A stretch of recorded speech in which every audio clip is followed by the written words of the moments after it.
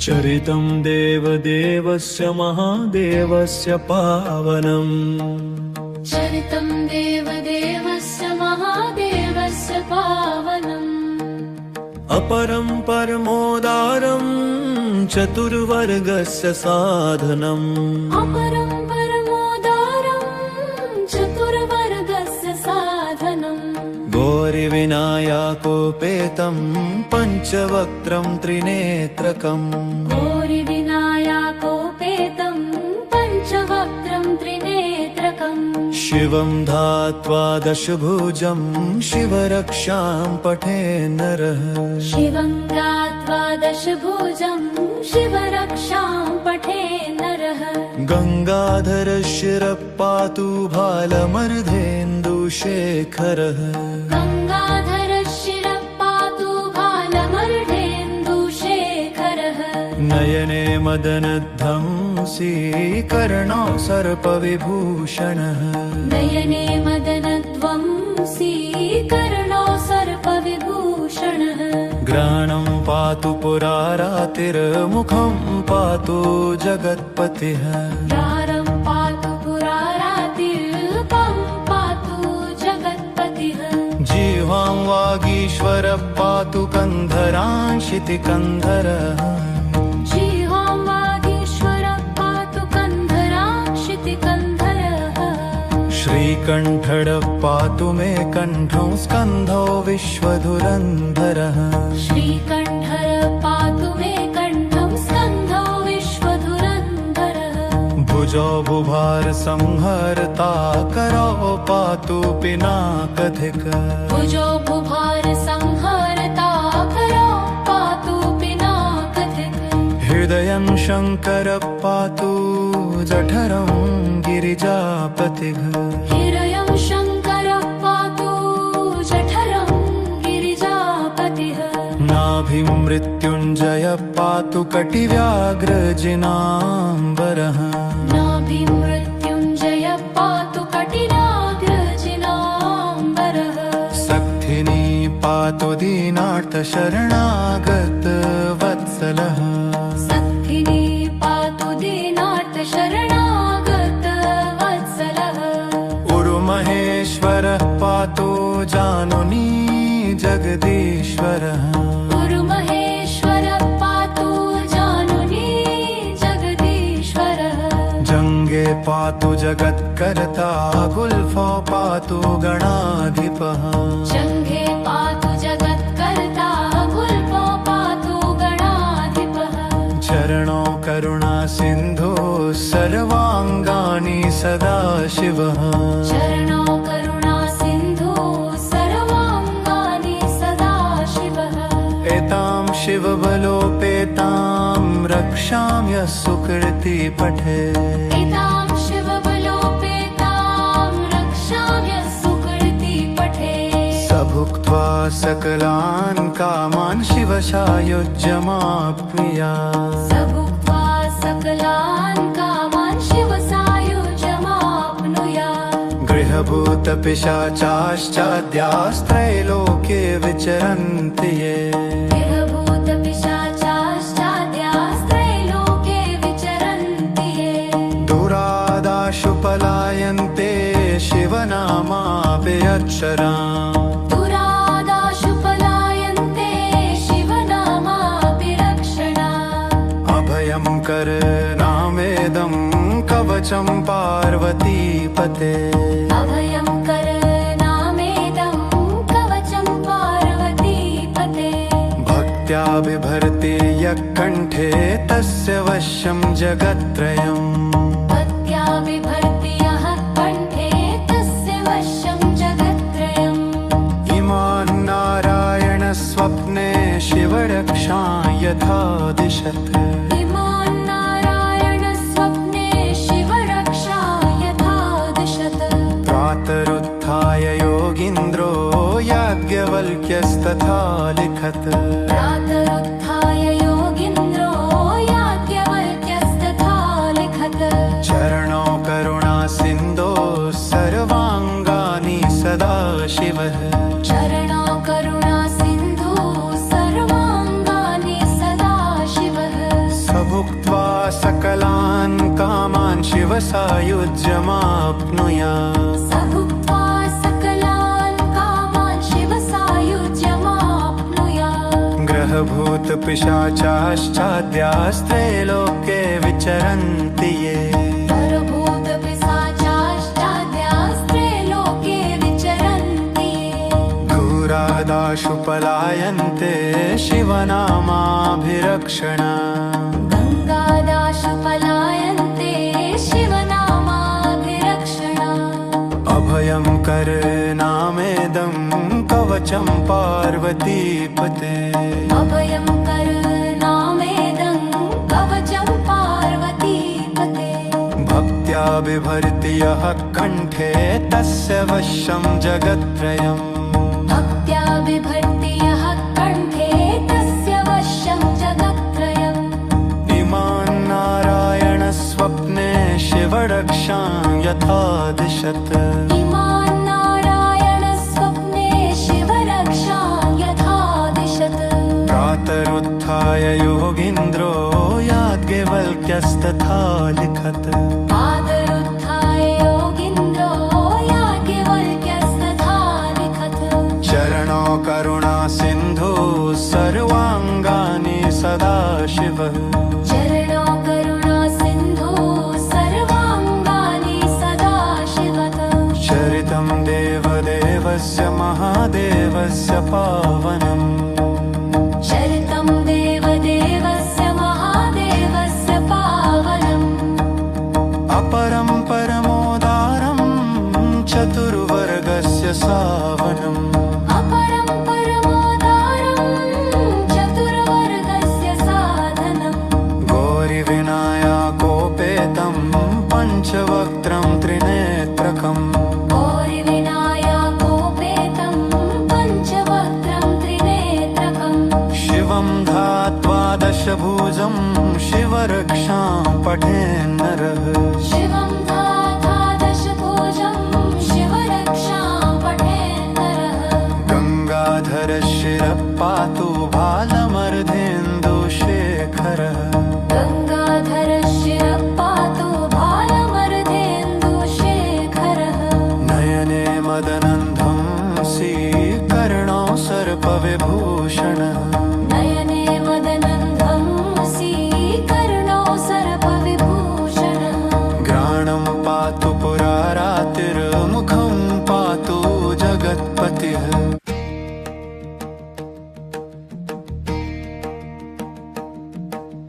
चरितं देवदेवस्य महादेवस्य पावनम् चरितं देवदेवस्य महादेवस्य पावनम् अपरं परमोदारं चतुर्वर्गस्य साधनम् अपरं परमोदारं चतुर्वर्गस्य साधनम् गौरिविनायकोपेतं पञ्चवक्त्रं त्रिनेत्रकम् गौरिविनायकोपेतं पञ्चवक्त्रं त्रिनेत्रकम् शिवं ध्यात्वा दशभुजं शिवरक्षां पठेन्नरः शिवं ध्यात्वा दशभुजं शिवरक्षां पठेन्नरः गङ्गाधरशिरः पातु भालमर्धेन्दुशेखरः गङ्गाधरशिरः पातु भालमर्धेन्दुशेखरः नयने मदनध्वंसी कर्णौ सर्पविभूषणः नयने मदनध्वंसी कर्णौ सर्पविभूषणः घ्राणं पातु पुरारातिर्मुखं पातु जगत्पतिः द्वारं पातु पुरारातिर्मुखं पातु जगत्पतिः जिह्वां वागीश्वरः पातु कन्धरांशितिकन्धरः जिह्वां वागीश्वरः पातु कन्धराक्षितिकन्धरः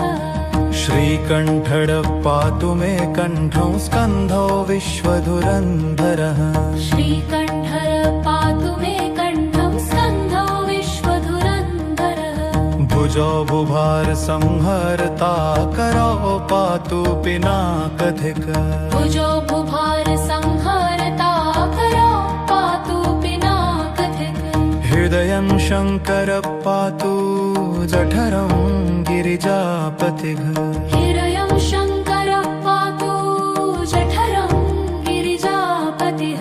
नाभिं मृत्युञ्जयः पातु कटिव्याघ्रजिनाम्बरः नाभिं मृत्युञ्जयः पातु कटिनाग्रजिनाम्बरः सक्थिनी पातु दीनार्तशरणागतवत्सलः सक्थिनी पातु दीनार्तशरणागतवत्सलः उरुमहेश्वरः पातु जानुनी जगदीश्वरः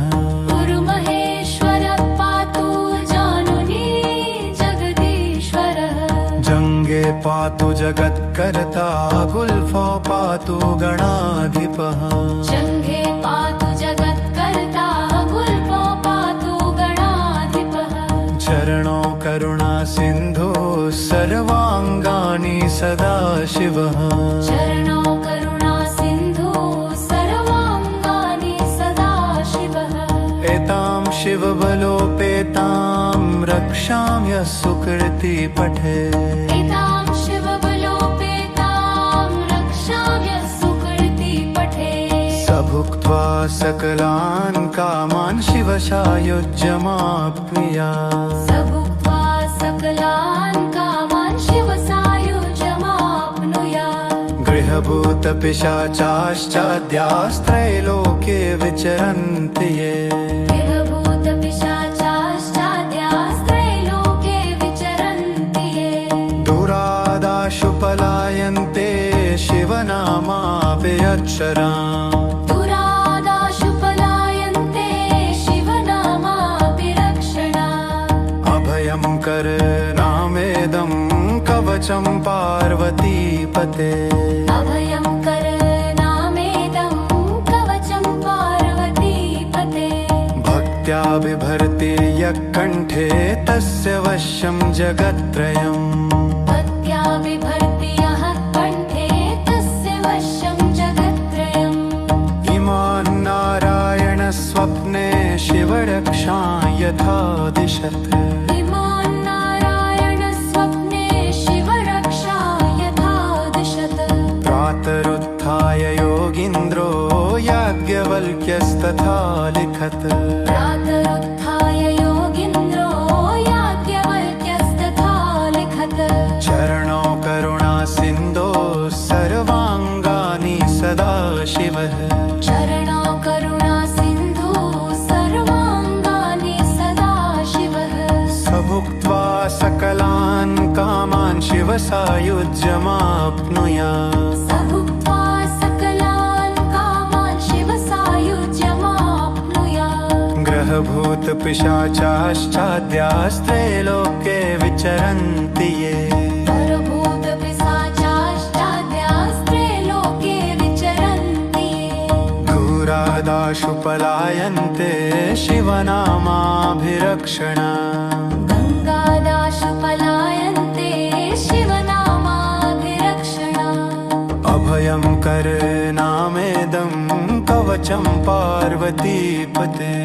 अभयं करनामेदं कवचं पार्वतीपते भक्त्या बिभर्ति यः कण्ठे तस्य वश्यं जगत्त्रयम् भक्त्या बिभर्ति यः कण्ठे तस्य वश्यं जगत्त्रयम् इमान् नारायणस्वप्ने शिवरक्षां यथा दिशत् इमान् नारायणस्वप्ने शिवरक्षां यथा दिशत् प्रातरुत्थाय योगीन्द्रो याज्ञवल्क्यस्तथा लिखत् पादरुत्थाय योगीन्द्रो याज्ञवल्क्यस्तथा लिखत् चरणो करुणा सिन्धु सर्वाङ्गानि सदाशिवः चरणो करुणा सिन्धु सर्वाङ्गानि सदाशिवः चरितं देवदेवस्य महादेवस्य पावनम् चरितं देवदेवस्य महादेवस्य पावनम् अपरं परमोदारं चतुर्वर्गस्य सावनम् अपरं परमोदारं चतुर्वर्गस्य साधनम् गौरिविनायकोपेतं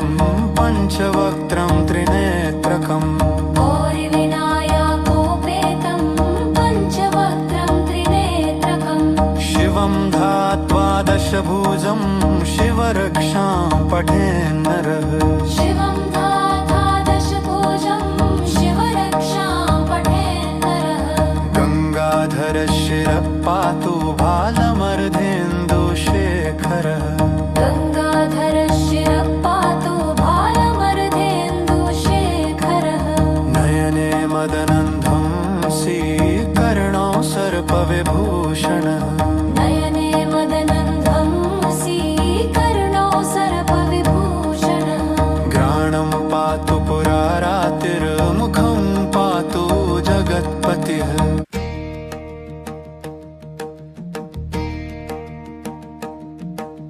चरितं देवदेवस्य महादेवस्य पावनम् चरितं देवदेवस्य महादेवस्य पावनम् अपरं परमोदारं चतुर्वर्गस्य साधनम् अपरं परमोदारं चतुर्वर्गस्य साधनम् गौरिविनायकोपेतं पञ्चवक्त्रं त्रिनेत्रकम् गौरिविनायकोपेतं पञ्चवक्त्रं त्रिनेत्रकम् शिवं ध्यात्वा दशभुजं शिवरक्षां पठेन्नरः शिवं ध्यात्वा दशभुजं शिवरक्षां पठेन्नरः गङ्गाधरशिरः पातु बालमर्धेन्दुशेखरः गङ्गाधरशिरः पातु बालमर्धेन्दुशेखरः नयने मदनध्वंसी कर्णौ सर्पविभूषणः नयने मदनध्वंसी कर्णौ सर्पविभूषणः घ्राणं पातु पुरारातिर्मुखं पातु जगत्पतिः द्वारं पातु पुरारातिर्मुखं पातु जगत्पतिः जिह्वां वागीश्वरः पातु कन्धरांशितिकन्धरः जिह्वां वागीश्वरः पातु कन्धरांशितिकन्धरः श्रीकण्ठः पातु मे कण्ठौ स्कन्धौ विश्वधुरन्धरः श्रीकण्ठः पातु मे कण्ठं स्कन्धौ विश्वधुरन्धरः भुजौ बुभारसंहर्ता करौ पातु पिनाकधिक भुजो बुभार संहरता करौ पातु पिनाकधिक हृदयं शङ्करः पातु जठरं गिरिजापतिः हृदयं शङ्करः पातु जठरं गिरिजापतिः नाभिं मृत्युञ्जयः पातु कटिव्याघ्रजिनाम्बरः नाभिं मृत्युञ्जयः पातु कटिनाग्रजिनाम्बरः सक्थिनी पातु दीनार्थशरणागतवत्सलः सक्थिनी पातु दीनार्थशरणागतवत्सलः उरुमहेश्वरः पातु जानुनी जगदीश्वरः गुरुमहेश्वरः पातु जानुनी जगदीश्वरः जङ्गे पातु जगत्कर्ता गुल्फो पातु गणाधिपः जङ्घे पातु जगत्कर्ता गुल्फो पातु गणाधिपः चरणौ करुणा सिन्धु सर्वाङ्गानि सदाशिवः चरणौ करुणा सिन्धु सर्वाङ्गानि सदाशिवः एतां शिवबलोपेतां रक्षाम्य सुकृति पठे एतां शिवबलोपेतां रक्षाम्य सुकृति पठे स भुक्त्वा सकलान् कामान् शिवसायुज्यमाप्नुयात् स भुक्त्वा सकलान् कामान् शिवसायुज्यमाप्नुयात् गृहभूतपिशाचाश्चाद्यास्त्रैलोके विचरन्ति ये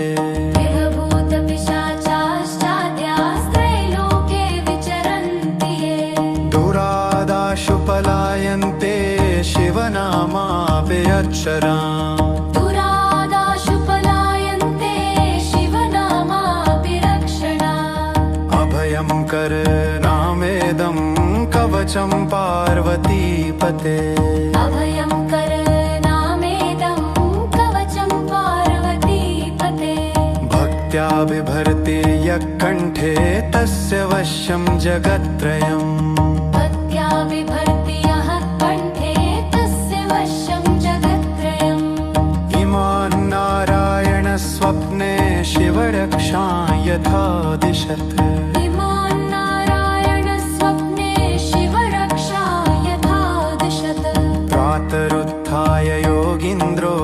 याज्ञवल्क्यस्तथा लिखत् प्रातरुत्थाय योगीन्द्रो याज्ञवल्क्यस्तथा लिखत् चरणौ करुणासिन्धो सर्वाङ्गानि सदा शिवः चरणौ करुणासिन्धु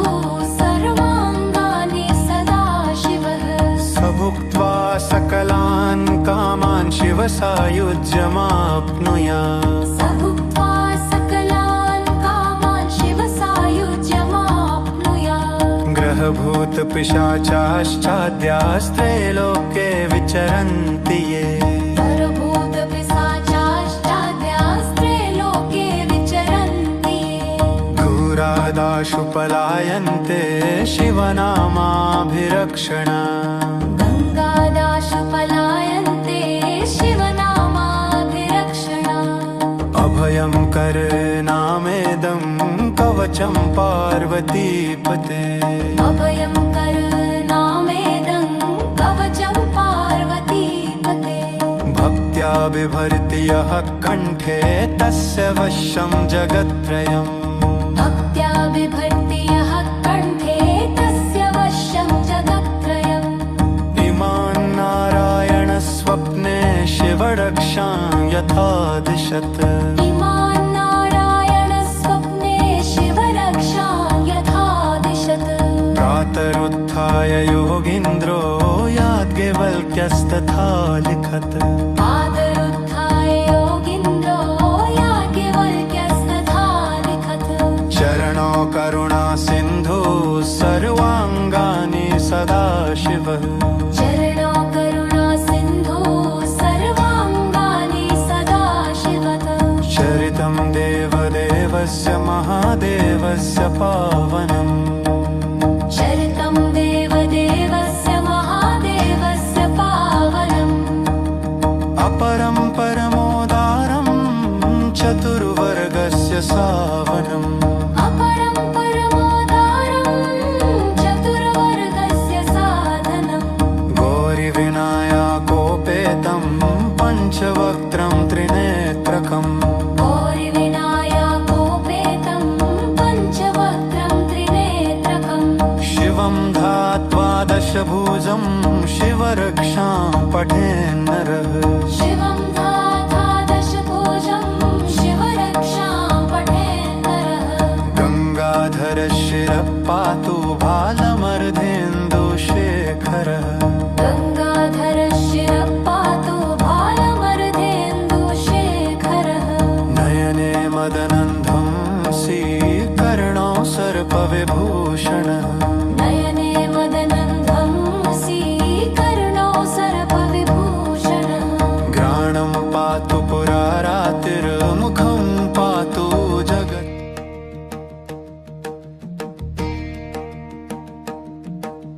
चरितं देवदेवस्य महादेवस्य पावनम् चरितं देवदेवस्य महादेवस्य पावनम् अपरं परमोदारं चतुर्वर्गस्य साधनम् अपरं परमोदारं चतुर्वर्गस्य साधनम् गौरिविनायकोपेतं पञ्चवक्त्रं त्रिनेत्रकम् गौरिविनायकोपेतं पञ्चवक्त्रं त्रिनेत्रकम् शिवं ध्यात्वा दशभुजं शिवरक्षां पठेन्नरः शिवं ध्यात्वा दशभुजं शिवरक्षां पठेन्नरः गङ्गाधरशिरः पातु भालमर्धेन्दुशेखरः गङ्गाधरशिरः पातु भालमर्धेन्दुशेखरः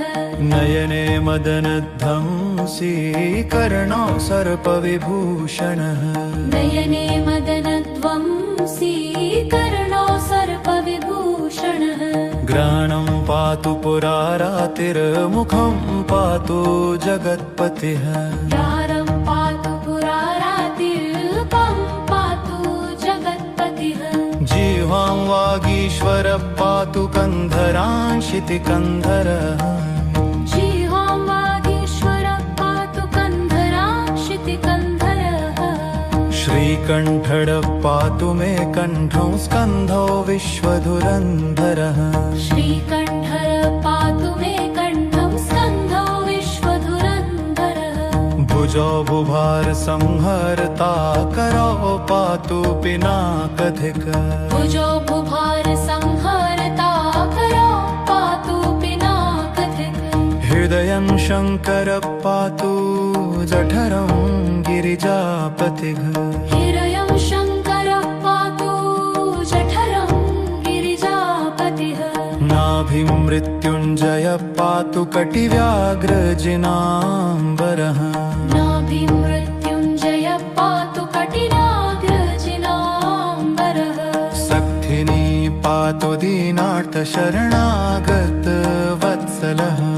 सक्थिनी पातु दीनार्थशरणागतवत्सलः उरुमहेश्वरः पातु जानुनी जगदीश्वरः गुरुमहेश्वरः पातु जानुनी जगदीश्वरः जङ्गे पातु जगत्कर्ता गुल्फो पातु गणाधिपः जङ्घे पातु जगत्कर्ता गुल्फो पातु गणाधिपः चरणौ करुणा सिन्धु सर्वाङ्गानि सदाशिवः चरणौ करुणा सिन्धु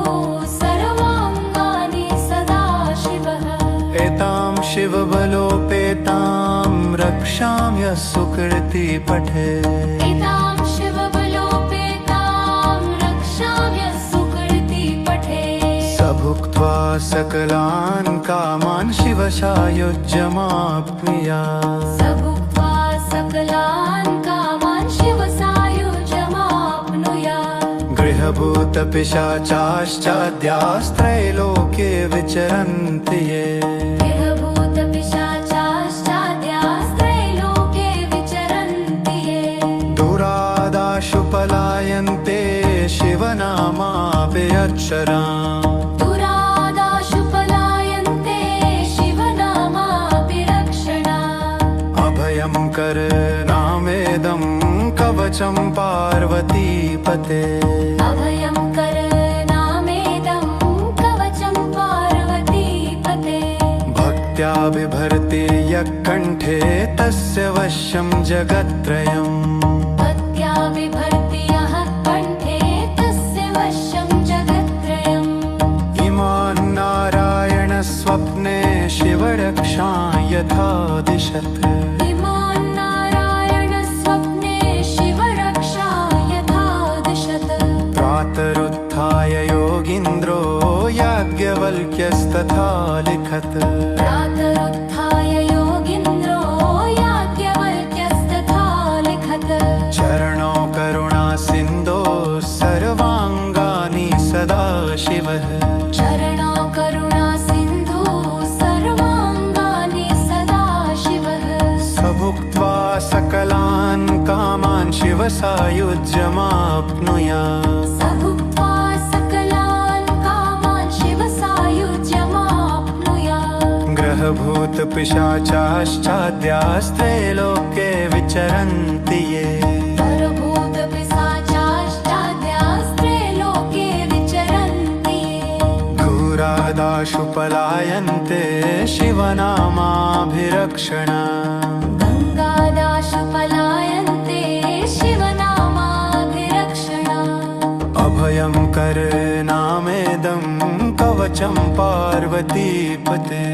अभयं करनामेदं कवचं पार्वतीपते भक्त्या बिभर्ति यः कण्ठे तस्य वश्यं जगत्त्रयम् भक्त्या बिभर्ति यः कण्ठे तस्य वश्यं जगत्त्रयम्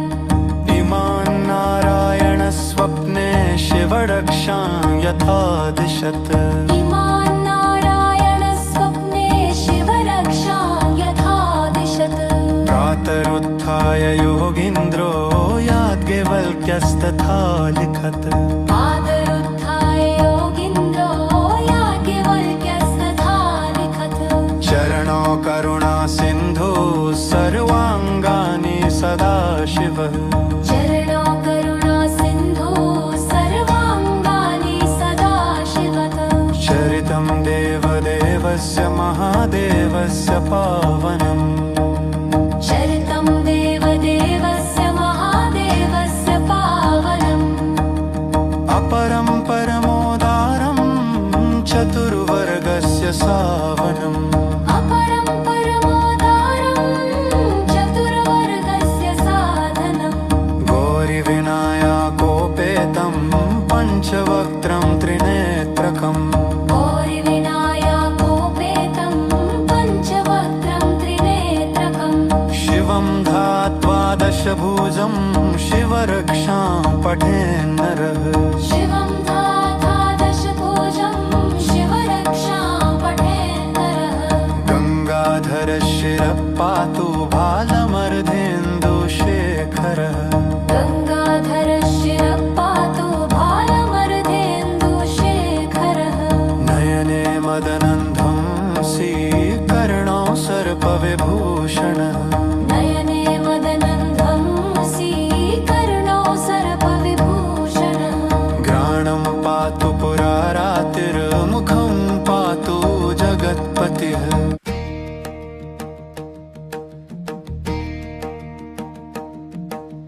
चरितं देवदेवस्य महादेवस्य पावनम् चरितं देवदेवस्य महादेवस्य पावनम् अपरं परमोदारं चतुर्वर्गस्य साधनम् अपरं परमोदारं चतुर्वर्गस्य साधनम् गौरिविनायकोपेतं पञ्चवक्त्रं त्रिनेत्रकम् गौरिविनायकोपेतं पञ्चवक्त्रं त्रिनेत्रकम् शिवं ध्यात्वा दशभुजं शिवरक्षां पठेन्नरः शिवं ध्यात्वा दशभुजं शिवरक्षां पठेन्नरः गङ्गाधरशिरः पातु भालमर्धेन्दुशेखरः गङ्गाधरशिरः पातु भालमर्धेन्दुशेखरः नयने मदनध्वंसी कर्णौ सर्पविभूषणः नयने मदनध्वंसी कर्णौ सर्पविभूषणः घ्राणं पातु पुरारातिर्मुखं पातु जगत्पतिः द्वारं पातु पुरारातिर्मुखं पातु जगत्पतिः जिह्वां वागीश्वरः पातु कन्धरांशितिकन्धरः जिह्वां वागीश्वरः पातु कन्धराक्षितिकन्धरः श्रीकण्ठः पातु मे कण्ठं स्कन्धो विश्वधुरन्धरः श्रीकण्ठः पातु मे कण्ठं स्कन्धो विश्वधुरन्धरः भुजौ बुभार संहर्ता करौ पातु पिनाकधिक भुजो बुभार संहरता करो पातु पिनाकधिक हृदयं शङ्करः पातु जठरं गिरिजापतिः हृदयं शङ्करः पातु जठरं गिरिजापतिः नाभिं मृत्युञ्जयः पातु कटिव्याघ्रजिनाम्बरः नाभिमृत्युञ्जयः पातु कटिनाग्रजिनाम्बरः सक्थिनी पातु दीनार्तशरणागतवत्सलः सक्थिनी पातु दीनार्तशरणागतवत्सलः उरुमहेश्वरः पातु जानुनी जगदीश्वरः गुरुमहेश्वरः पातु जानुनी जगदीश्वरः जङ्गे पातु जगत्कर्ता गुल्फो पातु गणाधिपः जङ्घे पातु जगत्कर्ता गुल्फो पातु गणाधिपः चरणो करुणा सिन्धु सर्वाङ्गानि सदाशिवः चरणो करुणा सिन्धु सर्वाङ्गानि सदाशिवः एतां शिववल्लीं रक्षाम्य सुकृति पठे एतां शिवबलोपेतां रक्षाम्य सुकृति पठे स भुक्त्वा सकलान् कामान् शिवसायुज्यमाप्नुयात् स भुक्त्वा सकलान् कामान् शिवसायुज्यमाप्नुयात् गृहभूतपिशाचाश्चाद्यास्त्रैलोक्ये विचरन्ति ये देवभूतपिशाचाश्चाद्यास्त्रैलोके विचरन्ति ये दुरादाशु पलायन्ते शिवनामाभिरक्षराम् दुरादाशु पलायन्ते शिवनामाभिरक्षणात् अभयं करनामेदं कवचं पार्वतीपते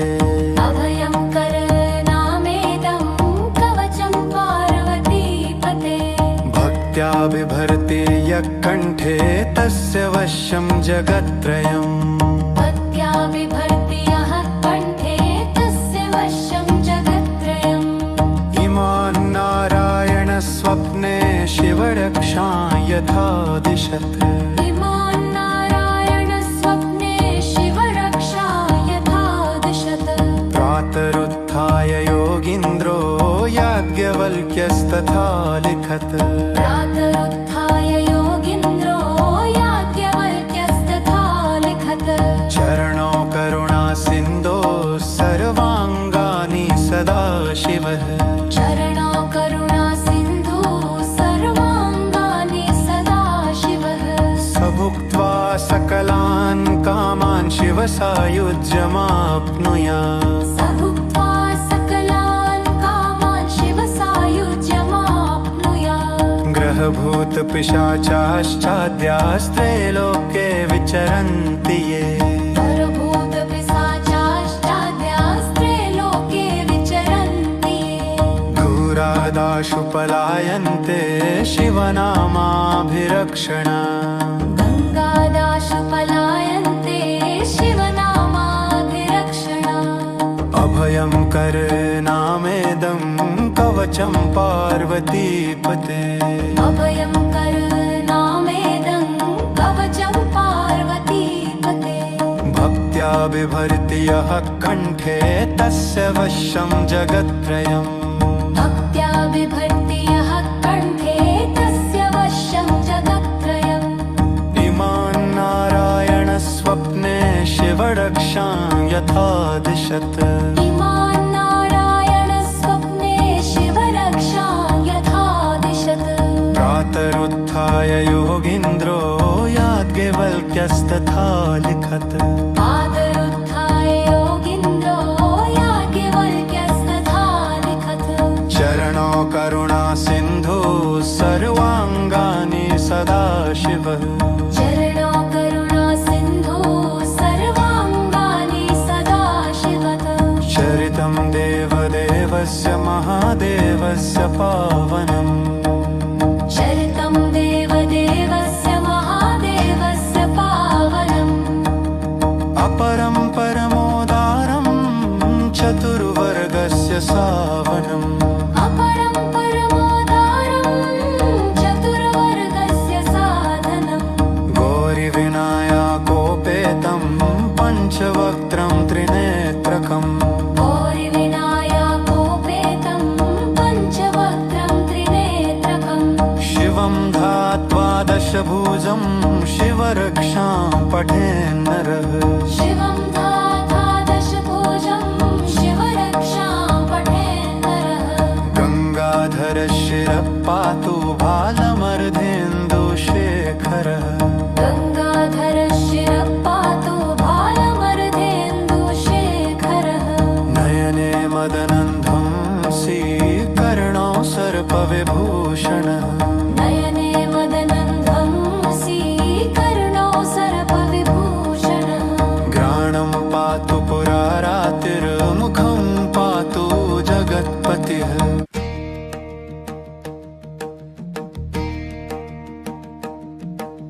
चरितं देवदेवस्य महादेवस्य पावनम् चरितं देवदेवस्य महादेवस्य पावनम् अपरं परमोदारं चतुर्वर्गस्य साधनम् अपरं परमोदारं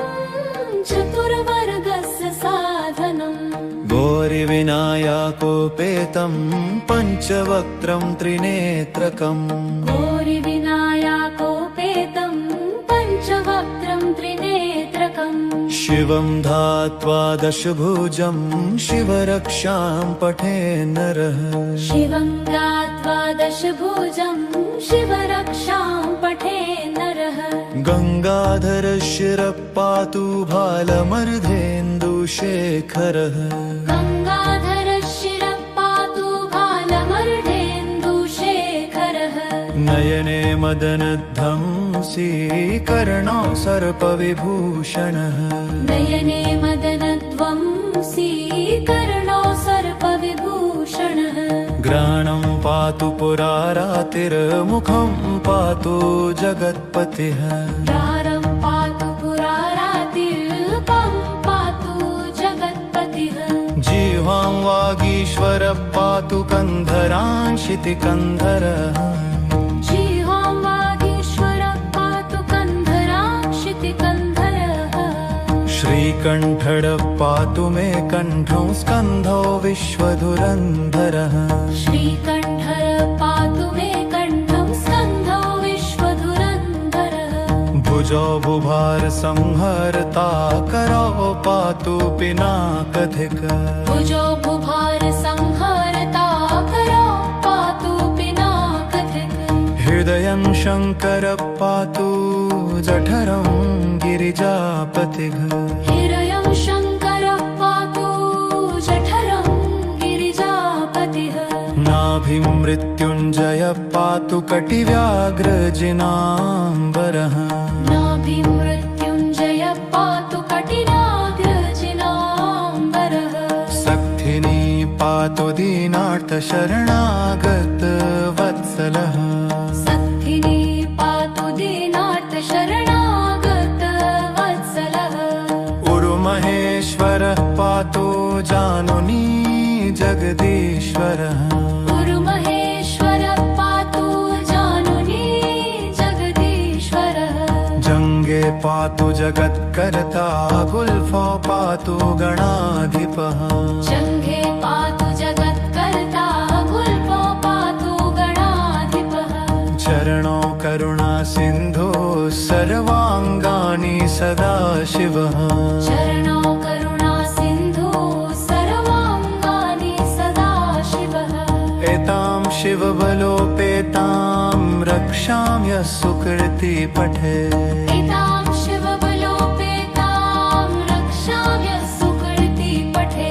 स भुक्त्वा सकलान् कामान् शिवसायुज्यमाप्नुयात् स भुक्त्वा सकलान् कामान् शिवसायुज्यमाप्नुयात् गृहभूतपिशाचाश्चाद्यास्त्रैलोके विचरन्ति ये गृहभूतपिशाचाश्चाद्यास्त्रैलोके विचरन्ति ये दुरादाशु पलायन्ते शिवनामाभिरक्षराम् दुरादाशु पलायन्ते शिवनामाभिरक्षणात् अभयं करनामेदं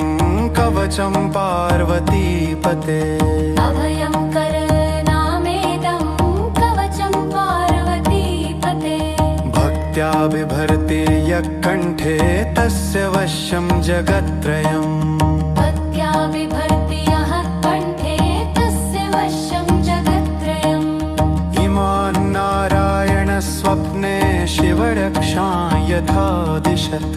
इमान् नारायणस्वप्ने शिवरक्षा यथा दिशत् प्रातरुत्थाय योगीन्द्रो याज्ञवल्क्यस्तथा लिखत् प्रातरुत्थाय योगीन्द्रो याज्ञवल्क्यस्तथा लिखत् चरणो करुणा सिन्धो सर्वाङ्गानि सदा शिवः चरणो करुणा सिन्धु सर्वाङ्गानि सदा शिवः स भुक्त्वा सकलान् कामान् शिवसायुज्यमाप्नुयात् स भुक्त्वा सकलान् कामान् शिवसायुज्यमाप्नुयात् परभूतपिशाचाश्चाद्यास्त्रैलोक्ये विचरन्ति ये परभूतपिशाचाश्चाद्यास्त्रैलोके विचरन्ति दूरादाशु पलायन्ते शिवनामाभिरक्षण गङ्गादाशु पलायन्ते शिवनामाभिरक्षण अभयं करनामेदं कवचं पार्वतीपते अभयं करनामेदं कवचं पार्वतीपते भक्त्या बिभर्ति यः कण्ठे तस्य वश्यं जगत्त्रयम् भक्त्या बिभर्ति यः कण्ठे तस्य वश्यं जगत्त्रयम् इमान् नारायणस्वप्ने शिवरक्षां यथा दिशत् इमान् नारायणस्वप्ने शिवरक्षां यथा दिशत् प्रातरुत्थाय योगीन्द्रो याज्ञवल्क्यस्तथा लिखत् आदरुत्थाय योगीन्द्रो याज्ञवल्क्यस्तथा लिखत् चरणो करुणा सिन्धु सर्वाङ्गानि सदाशिवः चरणो करुणा सिन्धु सर्वाङ्गानि सदाशिवः चरितं देवदेवस्य महादेवस्य पावनम् चरितं देवदेवस्य महादेवस्य पावनम् अपरं परमोदारं चतुर्वर्गस्य सावनम् अपरं परमोदारं चतुर्वर्गस्य साधनम् गौरिविनायकोपेतं पञ्चवक्त्रं त्रिनेत्रकम् गौरिविनायकोपेतं पञ्चवक्त्रं त्रिनेत्रकम् शिवं ध्यात्वा दशभुजं शिवरक्षां पठेन्नरः शिवं दशभुजं शिवरक्षां पठेन्नरः गङ्गाधरशिरः पातु बालमर्धेन्दुशेखरः गङ्गाधरशिरः पातु बालमर्धेन्दुशेखरः नयने मदनन्धं कर्णौ सर्पविभूषण